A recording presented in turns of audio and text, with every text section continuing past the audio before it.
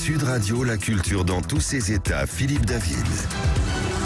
Et pour cette dernière avant Noël de la culture dans tous ses états, on a le plaisir d'avoir avec nous Pierre Mikhailov, éminemment critique musical, journaliste, musicien, pour un livre extraordinaire tant dans le contenu que pour les photos, Le Club des 27, publié chez Larousse. Ils sont 27, ils ont marqué à tout jamais l'histoire du rock et ont disparu à 27 ans. Bonjour Pierre Mikhailov. Bonjour Philippe David. Alors vous êtes donc, je le rappelle, écrivain, journaliste, chroniqueur musique. Tout d'abord, pourquoi ce livre ?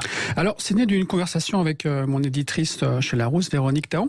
On cherchait une idée d'un nouveau livre, et puis elle me sort comme ça, brûle pour point, Le Club des 27.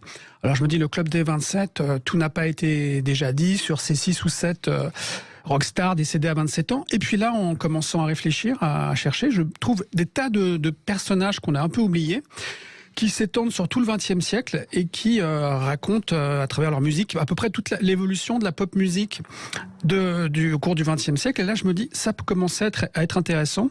Il y a des choses inédites à dire sur ce fameux Club des 27 et je me suis lancé dans ce bouquin. Alors, vous les appelez, je vous cite, le Club des maudits, avec 2 citations d'Alice Cooper. Aucun d'entre nous n'avait prévu de vivre au-delà de 30 ans, et de Daniel Dark.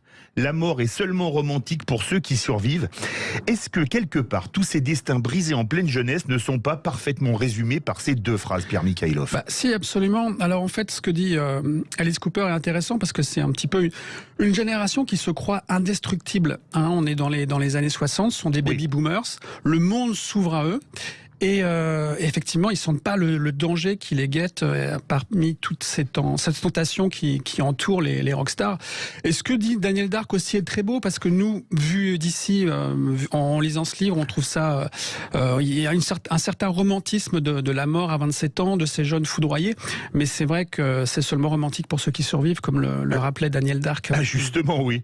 Quand on parle du Club des 27, on pense à Brian Jones, Jimi Hendrix, Janis Joplin, Jim Morrison, Kurt Cobain, Amy Winehouse. Il y en a 27 dans ce livre. Est-ce que pour vous, ces 6-là, c'est quand même les plus mythiques ? Alors, ce sont les plus mythiques parce que c'était vraiment des icônes et on peut même dire des modèles pour la jeunesse.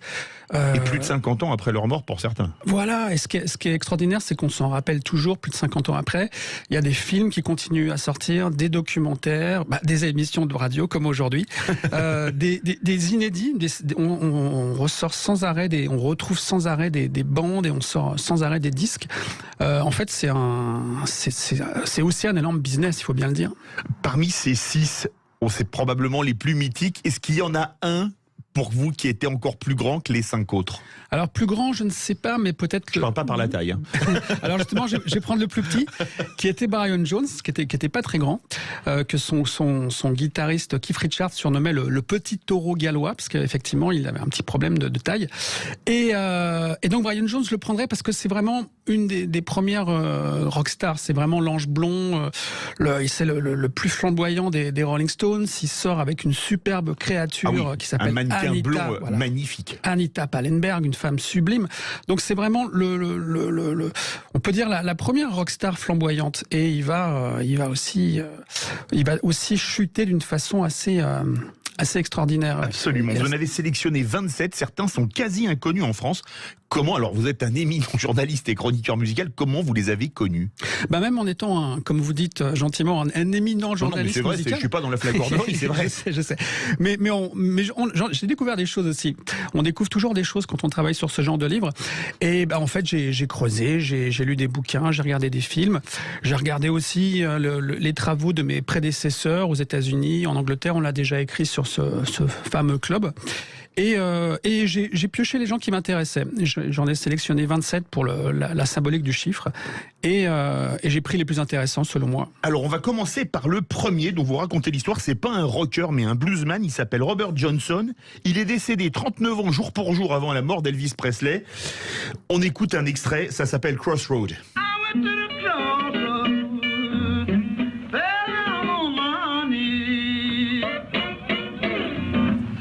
C'est vraiment le blues du sud des États-Unis. Il est mort en 1938. Absolument. Alors c'est vraiment le blues rural du Delta, ce qu'on appelle le blues du Delta. Le Delta du Mississippi, exactement. Et alors ce personnage, on peut dire que c'est le fondateur du Club des 27.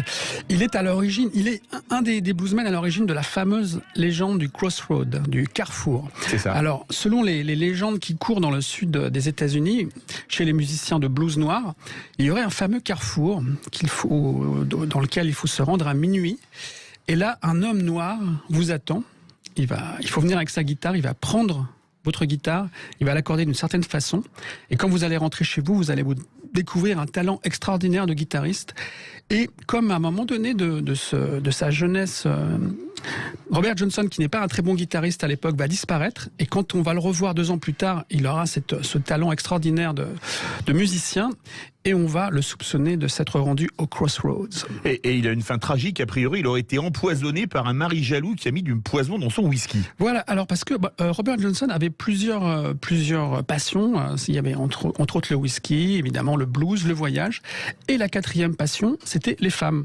Alors parfois, il tombait sur des femmes qui étaient libres, célibataires, ou parfois des femmes mariées. Et il va tomber sur une femme mariée qui a un mari excessivement jaloux, qui va trouver une façon de se venger, qui va utiliser un des points faibles de Robert Johnson, qui est le whisky, mais il va se débrouiller pour qu'il ait en sa possession une bouteille de whisky empoisonnée, et c'est ce qui va causer sa disparition, dans d'atroces souffrances. À l'âge de 27 ans, oui, il met plusieurs jours à mourir, c'est horrible. Le second, c'est un chanteur de rhythm and blues, ou de rhythm and blues, Jesse Belvin. On écoute un extrait.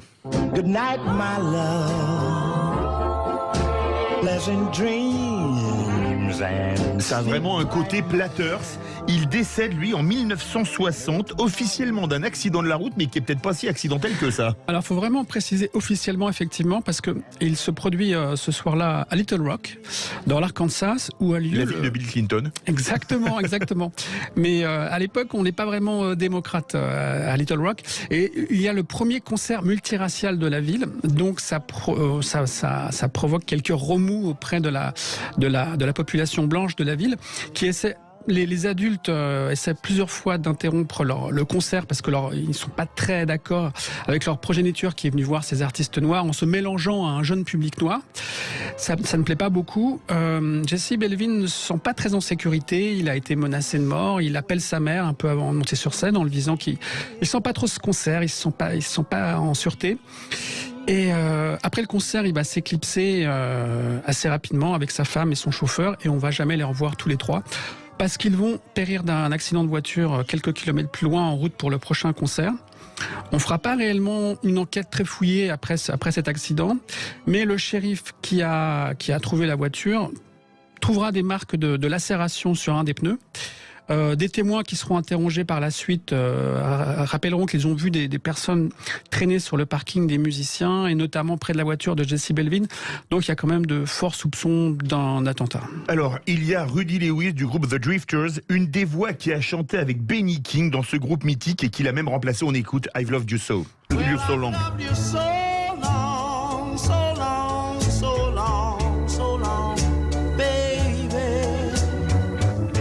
C'est un peu le même style justement que Jesse Belvin, c'est vraiment ces slow platters, etc. des années 50 aux États-Unis. Oui, absolument. Puis ça fait partie de ces chanteurs qui ont appris à chanter à l'église, qui ont commencé par le gospel, et puis de ces groupes vocaux à l'époque, dans les années 50 aux États-Unis et notamment à New York, il y a beaucoup de jeunes noirs qui s'assemblent au coin des rues et qui chantent en chorale. Et il y a beaucoup de groupes vocaux comme les Drifters, effectivement. Absolument magnifique. On s'en écoute quelques secondes.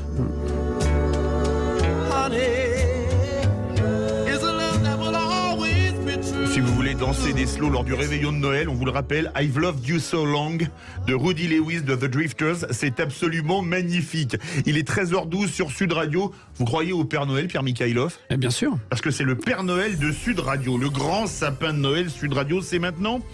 C'est le moment d'ouvrir votre cadeau de Noël en direct sur Sud Radio. Alors vous pouvez gagner une montre Kelton, un iPhone 12, une paire d'AirPods, une console Switch, les 20 ans des places en carré or pour aller voir le show Celtic Legends. Bref, plein de cadeaux. Tiens, donnez-moi le chiffre que vous voulez. Le chiffre 27 ? 27 par exemple, tiens. Eh ben écoutez, comme c'est le club des 27, le 27e appel au 0826 300 300 gagnera un magnifique cadeau du sapin de Noël Sud Radio. On se retrouve tout de suite avec Pierre Mikhailov et en musique bien évidemment pour la culture dans tous ses états. Sud Radio, la culture dans tous ses états. Philippe David. Et pour la culture dans tous ses états, nous avons avec nous Pierre Mikhailov, écrivain, journaliste, chroniqueur musique, pour un livre magnifique, tant dans le contenu écrit que les photos, le Club des 27, publié chez Larousse. Ils sont 27, ils ont marqué à tout jamais l'histoire du rock et ont disparu à 27 ans. On passe à un des suivants du livre, alors là, on ne le présente plus, Brian Jones. Tiens, on écoute un extrait, c'est lui à la guitare, avec une guitare un peu bizarre dans une chanson mythique des Stones.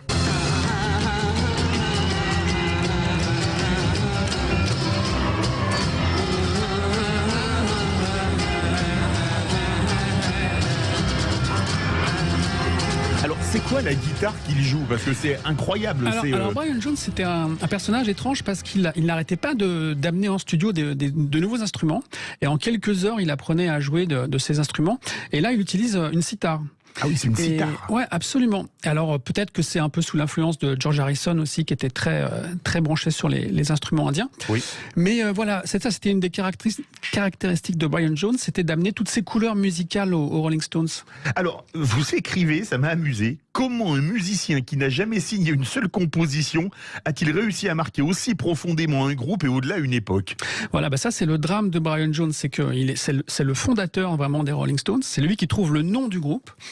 Et ils ont un manager qui va estimer que les deux leaders doivent être Keith Richards et Mick Jagger, peut-être parce qu'il les sent plus stables psychologiquement. Et c'est eux qui vont commencer à écrire les morceaux du groupe. Et Brian Jones va se sentir au fur et à mesure de plus en plus exclu de son propre groupe. Et malgré tout, il marque son époque, ne serait-ce que par sa présence, parce que c'est vraiment le premier leader des Rolling Stones. Il faut dire ce qu'il est, c'est le plus bel homme des cinq. Il a cette chevelure blonde incroyable, oui. Cette coupe de cheveux qui va inspirer des tas de jeunes gens et de jeunes filles. La chanteuse Stone de Stone et Chardin, oui. On l'appelle Stone parce qu'elle a la coiffure de Brian Jones. Et donc c'est sur le plan vestimentaire, sur le plan du style, il va influencer beaucoup de monde. Pierre Mikhailov, est-ce que c'est un membre clé des Stones, Brian Jones, ou c'est sa mort très jeune qui a créé sa légende? Non, c'est vraiment un membre clé parce que c'est lui qui forme le groupe, c'est lui qui recrute les musiciens, c'est vraiment le bluesman, c'est vraiment l'âme du groupe, c'est vraiment au départ le meilleur musicien du groupe, et au fur et à mesure de ses consommations de divers produits, il va perdre effectivement ce rôle de premier musicien du groupe. Alors on va parler d'un autre beaucoup moins connu, mais avec une musique magnifique. Tiens, on écoute, il s'appelait plutôt Alan Wilson.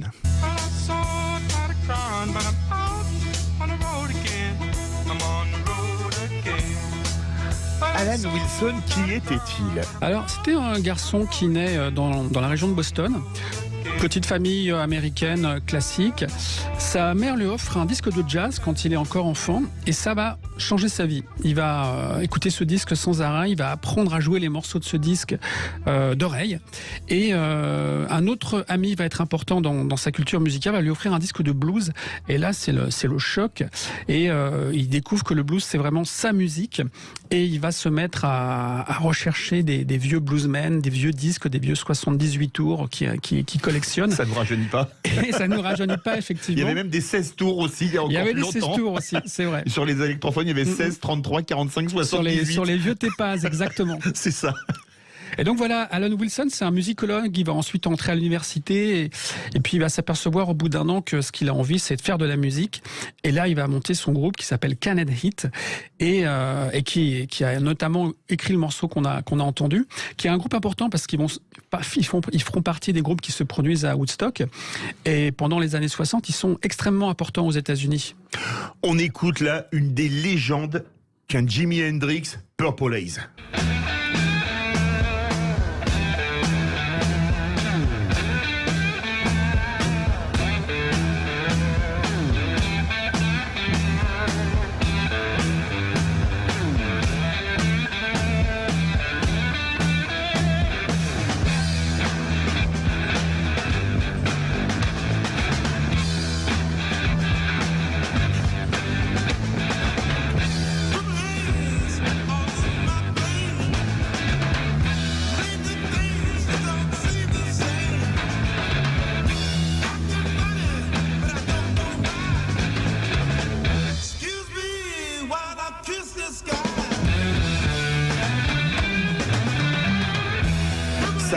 50 ans, ça n'a pas vieilli. Bon, Purple Haze, c'était une substance pas très recommandable légalement. Exactement. Mais c'est un des plus gros tubes de Jimi Hendrix. C'était aussi le nom d'une décoration militaire. Oui. Voilà, que beaucoup de vétérans du Vietnam ont reçu. Absolument. Parce qu'il avait appartenu, Jimi Hendrix, à la 101e division aéroportée. Exactement. Qui est une des deux divisions d'élite des parachutistes de l'armée américaine qui ont sauté sur la Normandie, la 82e et la 101e. Un destin complètement fou, Jimi Hendrix. Exactement. Alors c'était pas un très bon militaire, hein. Il a été renvoyé assez vite. Parce qu'on le trouvait souvent en train de dormir au lieu de faire la garde. Alors c'était un musicien extraordinaire. Alors l'apport de Jimi Hendrix, ça va être un modèle pour tous les guitaristes qui vont l'écouter, parce qu'il va être le premier à utiliser vraiment l'électricité. Jusqu'à présent, les ingénieurs du son n'aimaient pas le Larsen, n'aimaient pas la distorsion, et Jimi Hendrix, il va faire exploser tout ça. Il va arriver sur scène avec des énormes murs de Marshall avant tous les groupes de hard rock qui vont suivre, et il va vraiment triturer le son. Il va utiliser un des premiers, sinon le premier à utiliser la pédale wah-wah, la distorsion, la fuse. Il va être aussi un des premiers musiciens à utiliser le studio d'enregistrement comme un vrai instrument. Il va passer des heures, des jours entiers à travailler des sons, à travailler sur la stéréo.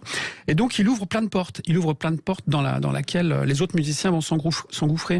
Est-ce qu'il est le plus grand guitariste de l'histoire? Et ça fait 52 ans qu'il nous a quittés. Il y en a qui disent qu'il est le plus grand guitariste de l'histoire. Alors d'une certaine façon, oui. Alors techniquement, il y a des gens maintenant qui sont beaucoup plus techniques, qui ont des jeux beaucoup plus complexes. Mais il est, on peut dire, le plus grand dans son style, parce qu'il est le premier à ouvrir ses portes, à travailler à travailler, comme je disais, le son, à travailler sur les Larsen, la distorsion et toutes ces choses qui étaient encore inconnues à l'époque. Mais il a appris la guitare tout seul. Bah absolument. Comme beaucoup de jeunes musiciens noirs qui grandissent dans le ghetto, hein, on va pas. Je crois qu'il avait eu $5 et il a acheté de cadeaux d'anniversaire et il a acheté une guitare avec. C'est une légende. Mais il y a même avant ça, il trouve un vieux ukulélé dans une poubelle sur lequel il reste une corde, et c'est son premier instrument. Ensuite, il va avoir une première guitare, une seconde, et puis les fameux Stratocaster sur lesquels il va composer la plupart de ses morceaux. Qui est de Mark Fender, je crois, c'est ça? Exactement. La Fender Stratocaster, qui est mythique. Jimi Hendrix, parce que c'est un des plus grands de tous ces 27. Qu'est-ce qu'il serait devenu s'il avait vécu plus de 27 ans? Alors aujourd'hui, il aurait fêté ses 80 ans cette année, il y a quelques semaines. Qu'est-ce qu'il serait devenu pour vous? Je vais vous demander de faire de la voyance, là, et plus de la musique. C'est pas si difficile que ça, parce que on savait dans quelle direction il s'orientait. Ça, c'est vraiment une question passionnante, parce qu'il était ami avec Miles Davis, et on pense qu'il s'orientait vers une sorte de fusion de sa musique et du jazz. Et je pense il se serait orienté vers le jazz, et je pense qu'aujourd'hui, ça serait un grand compositeur de jazz reconnu. Hélas, on ne saura jamais. Ce qu'il y a d'amusant aussi parmi tous ces... Enfin, amusant, façon de parler, oui. Beaucoup d'entre eux sont passés par Woodstock. Bah, absolument, Woodstock, ça a été le grand rendez-vous de la fin des années 60. Et c'est vrai qu'on retrouve beaucoup de ces personnages du Club des 27 au festival de Woodstock, qui est un petit peu la clôture des années 60. Sud Radio, 13h24, parce que là on vient de parler de Jimi Hendrix, et dans quelques instants on va parler également d'une légende de ce Club des 27. Elle est décédée quelques jours après lui, Janis Joplin, puisqu'on a le plaisir de recevoir Pierre Mikhaïlov pour ce livre qui a toute sa place sous le sapin, le Club des 27. Ils sont 27, ils ont marqué à tout jamais l'histoire du rock et ont disparu à 27 ans, publié chez Larousse. On se retrouve dans quelques instants. Sud Radio, la culture dans tous ses états, Philippe David. Sud Radio, la culture dans tous ses états, Philippe David. Et on a notre gagnant, Pierre Mikhaïlov. Et alors, il a un prénom vraiment qui va très bien avec la musique. Bonjour, Mika. Bonjour. Bonjour. Alors bon, Mika, c'est pas le Club des 27, hein, c'est un peu plus récent, un peu plus techno. Vous avez été le 27e appel au 0826 300 300, où la douce voix d'Aude vous a accueilli. Exactement. Et mon petit doigt me dit que vous voulez savoir ce que vous avez gagné par le Père Noël de Sud Radio. Oui. Eh bien, écoutez, c'est parti. Vous avez gagné un livre Gueule de rugby, un cadeau exceptionnel, le 3e volet de la quadrilogie avec en couverture Sébastien Chabal, peut difficilement faire mieux, un grand et beau livre de 400 pages, 4 kilos autour de l'ADN du rugby français, déjà collector, il est en tirage limité et bientôt introuvable. Ah, super. Vous aimez le rugby? Génial. Alors le rugby, plutôt mon frère, donc je pense que ça va faire un heureux sous le sapin. Oui, alors vous habitez, on peut dire où vous habitez? Oui, oui, Vous oui. habitez à Sadirac, à quelques kilomètres de Bordeaux. C'est un peu tendu en ce moment du côté de l'Union Bordeaux-Bègles. Donc, c'est sûr, Oui. il y a eu un changement d'entraîneur. Donc, c'est quand même un beau cadeau. Vous êtes content? Ah non, mais bien sûr. Oui, oui, mais je suis allé les voir déjà à Bordeaux-Bègles plusieurs fois déjà. Ah ben, à Chabandelmas, Oui. évidemment. À Chaban. Et Oui, vous écoutez Sud Radio régulièrement? Alors je vous avoue que là j'étais en train de changer plusieurs fois les stations et là je me suis arrêté sur vous parce que j'aimais bien l'histoire sur le club des 27 là que vous racontez, voilà, donc voilà, et donc j'attendais un petit peu le fameux Hendrix, je voulais savoir un petit peu la vie, tout ça. Ah bah écoutez, Voilà. il y en a plein d'autres jusqu'à 14h. On est en compagnie de Pierre Mikhailov. Alors c'est un très beau livre, hein. Si vous aimez vraiment le rock et les 27, celui-ci il a toute la place sous le sapin. Vous pouvez le commander, il est dans toutes les bonnes librairies de France et de Navarre, y compris à Bordeaux. Et vraiment, alors là, en plus il y a des photos, je peux pas les montrer, on est en radio. Il y a 400 photos. Ouais. 400 photos collector de ces artistes, notamment il y a des photos de Hendrix sur scène, extraordinaire. Voilà, ça c'est plus mon rayon, ça. Voilà. Ah mais écoutez, on vous souhaite de très bonnes fêtes, Mika. Merci à vous aussi. Et, Bonne fête. et merci de votre fidélité au poste et restez avec nous parce qu'on va encore entendre beaucoup de musique. Ok, mais super. Je mets tout ça. Merci encore à vous. Et bien merci à vous. Allez, bonne fête. Bonne Au fête revoir. aussi. Donc oui, pour la culture dans tous ses états, nous avons Pierre Mikhailov pour le club des 27. Ils sont 27, ils ont marqué à tout jamais l'histoire du rock et ont disparu à 27 ans. Publié chez Larousse il y a quelques instants, Mika nous en parlait, on parlait de l'immense Jimi Hendrix. Elle nous quitte quelques jours après lui. On écoute un extrait, Cry Baby de Janis Joplin.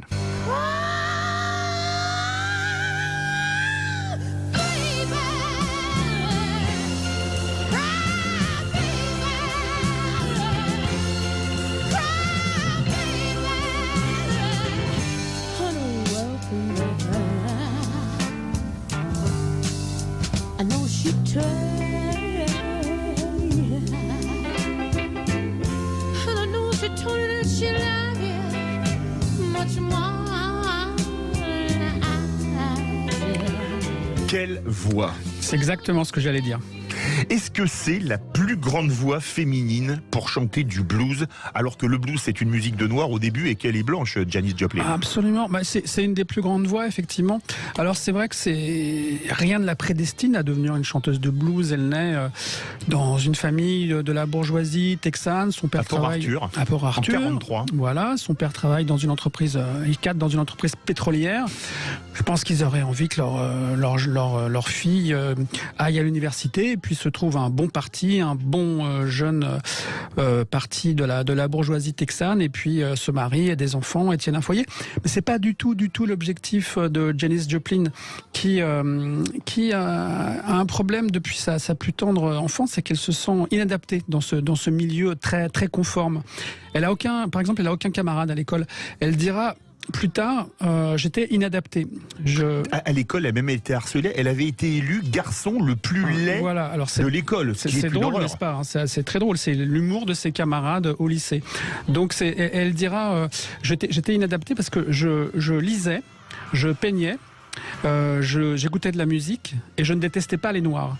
Et ça faisait 4 raisons pour être un petit peu exclu parmi ses camarades. Et comment expliquer ce revirement? Parce qu'elle vient d'une famille texane qui travaille dans le pétrole, plutôt conservatrice, dans un Texas très conservateur. Comment expliquer qu'elle est... Alors elle est partie pour la Californie et là ça a été pour une vie très courte, pendant un laps de temps très court, mais...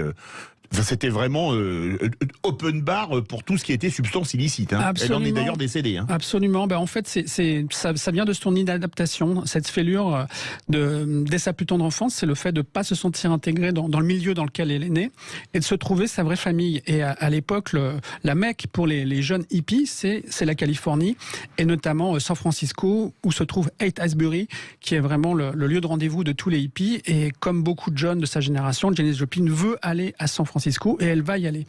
Et en découvrant tous les plaisirs et tout ce qui va avec ces plaisirs licites ou illicites. Moins d'1 an plus tard, une autre immense star disparaît, Jim Morrison des Doors. On écoute un extrait. Riders on the storm. There's a killer on the road. His brain is squirming like a toad. Jim Morrison, qui décède à Paris et qui est enterré au Père-Lachaise, d'ailleurs, dans des circonstances assez bizarres. Il avait mal commencé dans la vie, il avait eu des démêlés avec la justice dans sa prime jeunesse. Hein. Alors très tôt, oui, effectivement, c'est assez drôle. On peut trouver ce qu'on appelle un mugshot. Hein, c'est une photo d'identité judiciaire. Oui. Il a 19 ans, je crois. Il est un peu éméché. Il va perturber un match de football américain. Ça va être sa première arrestation, d'une longue série d'arrestations qui iront crescendo, notamment lors d'un concert. Aux États-Unis, où les Doors sont déjà un groupe connu, où, selon certains témoins, il aurait montré ses parties génitales au milieu du concert, ce qui ne plaît pas beaucoup à la police locale. Il a inspiré un gardien de but argentin, on n'en peut plus là. C'est fort possible, effectivement. Je ne sais pas s'il était fan de Jim Morrison, mais c'est possible. Et Morrison aussi, il a un parcours très particulier parce que son père est un commandant de la marine américaine. De la US Navy. Voilà, de la US Navy. C'est notamment lui qui va commander la flottille qui va provoquer l'incident du golfe du Tonkin, qui est à l'origine de l'investissement de l'armée américaine dans la guerre du Vietnam. Donc on imagine mal ce Jim Morrison au sein de cette famille ultra conservatrice, là aussi, devenir Jim Morrison et devenir cette espèce de poète maudit et d'icône aussi de sa génération. Il y en a 3 dont vous parlez qui sont peu connus en France, Leslie Harvey, Ron McKernan et Dave Alexander. Vous avez quelques mots sur eux? Oui, absolument. Alors le premier, Harvey, c'est un guitariste qui joue dans un groupe qui s'appelle Stone the Crows, et lui, ce pauvre malheureux, il va mourir tout bêtement d'une électrocution. Oui, avec sa guitare. Avec sa guitare, voilà. Des techniciens ont pas remis la prise de terre sur une désalimentation de son ampli, et il va décéder bêtement d'une électrocution. Et par exemple, Ron McKernan et Dave Alexander, moins connus aussi, mais qui font partie du club des 27. McKernan est intéressant aussi parce qu'il est le fondateur du groupe Grateful Dead, autre groupe hippie, et il va être un des compagnons de route, un des amants de Janis Joplin.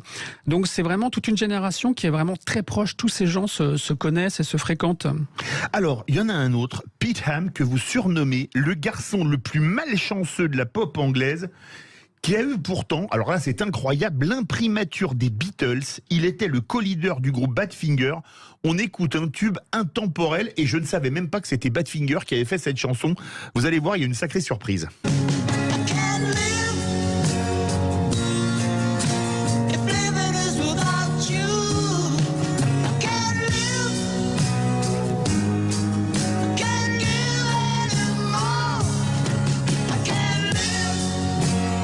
Ça, c'est une surprise. Je ne savais pas que c'était Badfinger qui avait composé cette chanson. Voilà, absolument. Mais dans ce livre, en fait, du Club des 27, il y a plein de chansons qu'on connaît. On ne connaît pas forcément le nom des interprètes ou des groupes. Et là, c'est un très bon exemple. Alors, je dis que c'est le garçon. Excusez-moi, mais dans les gens de notre génération, qui n'a pas dansé ce slow un jour ou l'autre ça s'appelait les Booms à l'époque. Ah, exactement. Il y a même un film, je crois, qui s'appelle La Boom. Oui. Et donc voilà, Badfinger, je dis que c'est Peter Ham, le garçon le plus malchanceux, parce que ils ont tout pour réussir. Ils signent sur Apple, le label des Beatles. Sauf qu'ils vont vite découvrir que c'est un des labels les plus mal gérés de l'histoire des labels. Parce que les Beatles sont d'excellents musiciens, mais pas de très bons hommes d'affaires. Donc Apple ferme ses portes assez rapidement. Ils vont avoir la malchance de tomber sur un manager extrêmement malhonnête, comme ça existe parfois. Ça existe, oui. Ça s'est déjà vu. Oui.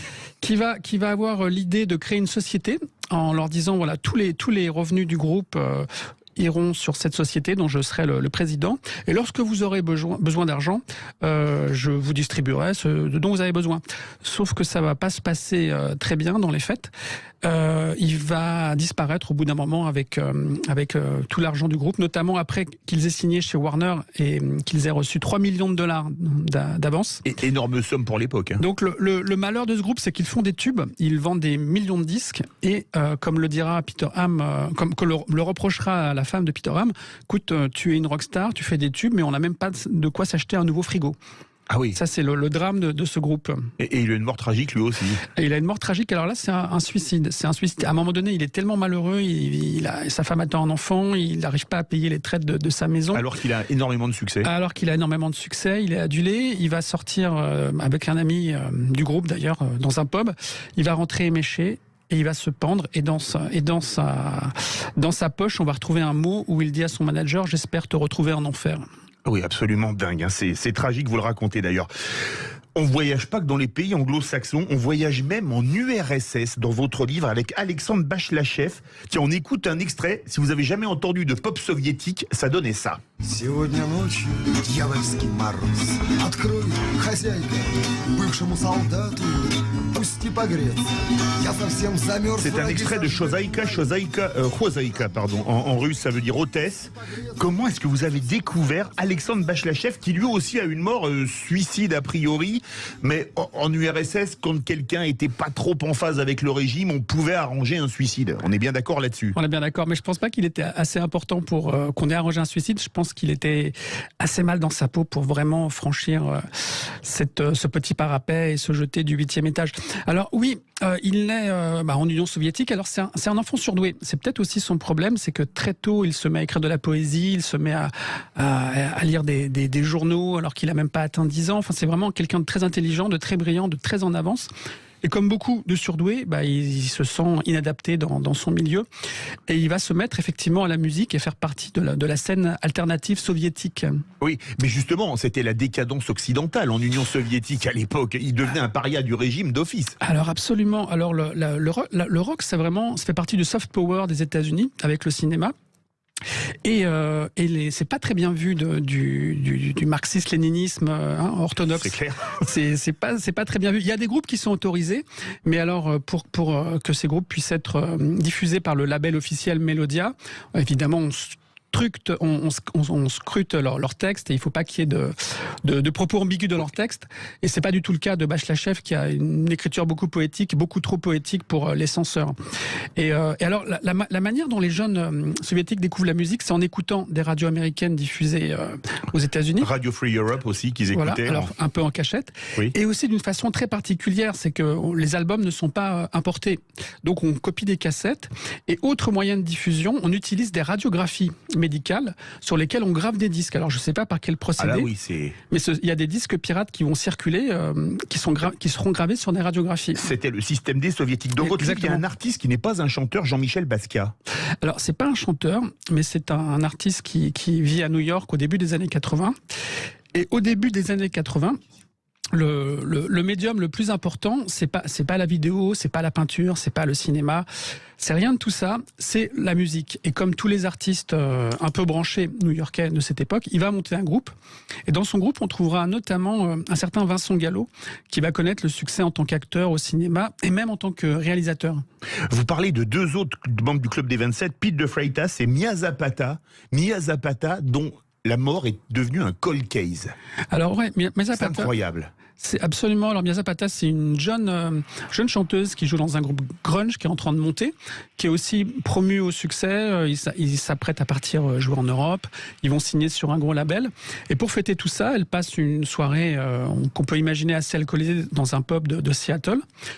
Elle est pas très bien ce soir-là parce que elle vient d'apprendre que l'homme qu'elle voulait épouser la quitte.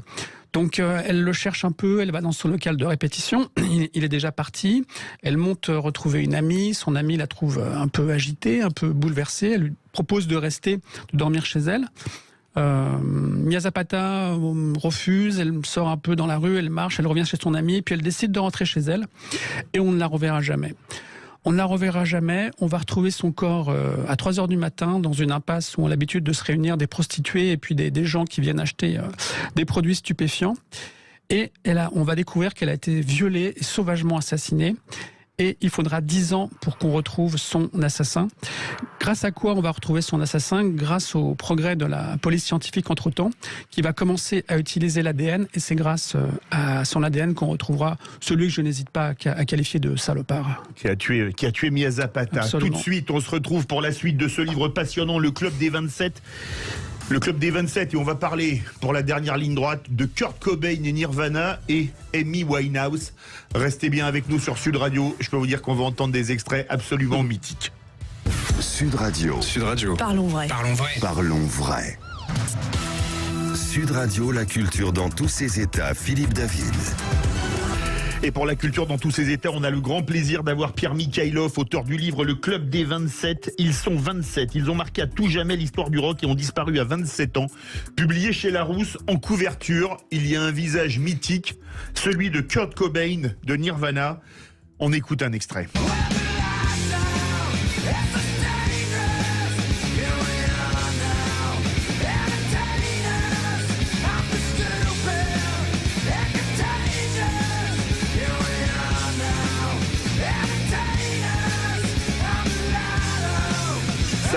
pratiquement 30 ans à peu près, hein, mais ça n'a pas vieilli.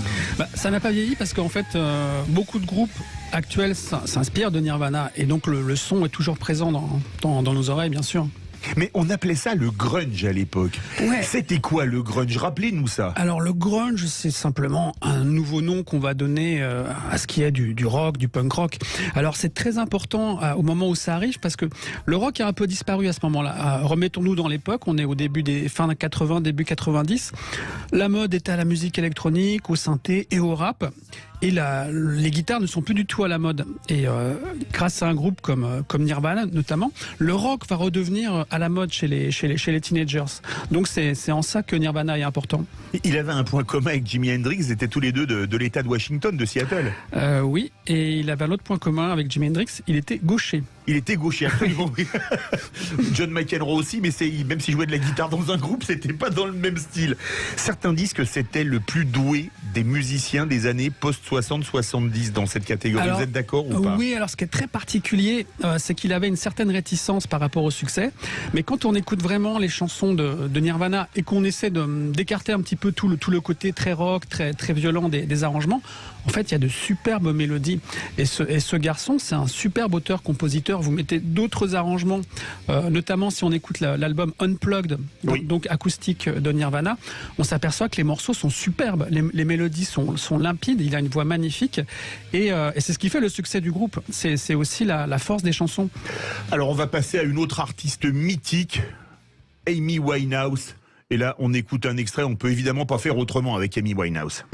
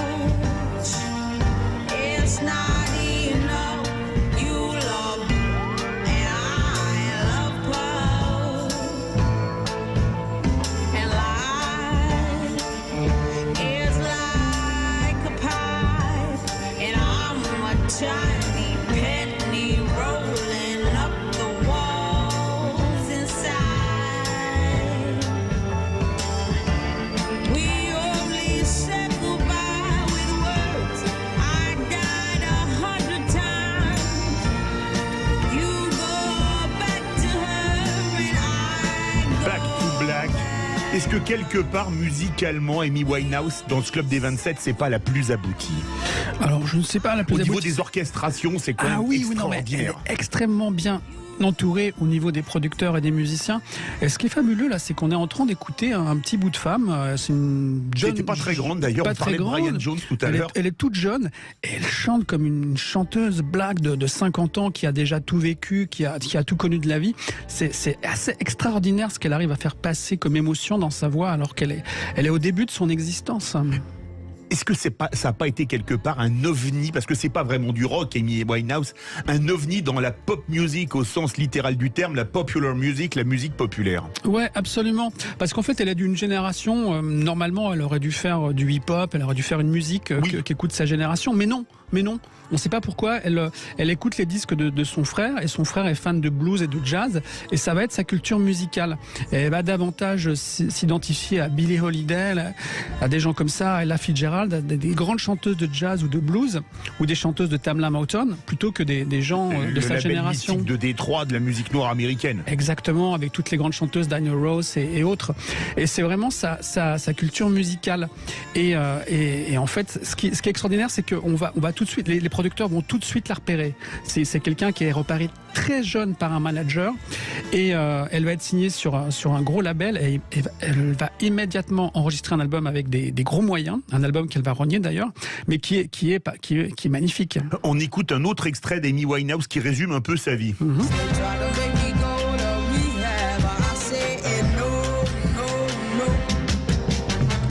On m'a demandé d'aller en cure de désintoxication. J'ai dit non, c'est ce que dit la chanson.